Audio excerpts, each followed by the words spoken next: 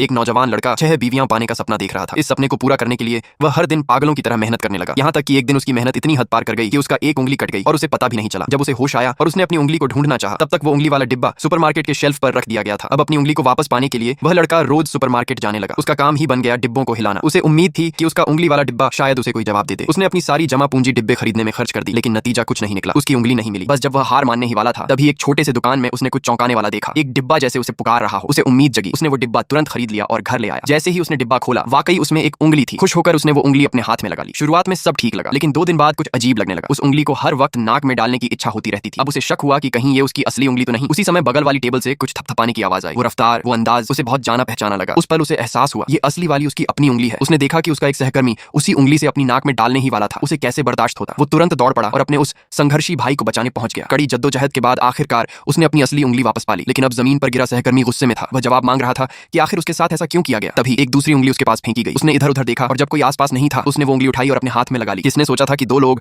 जो अपनी अपनी उंगलियां खो चुके थे, एक अजीब संयोग के चलते पक्के दोस्त बन जाएंगे। लेकिन इस हादसे के बाद दोनों ने कसम खा ली, अब कभी भी चिकन फीट, मुर्गे की टांग नहीं खाएंगे।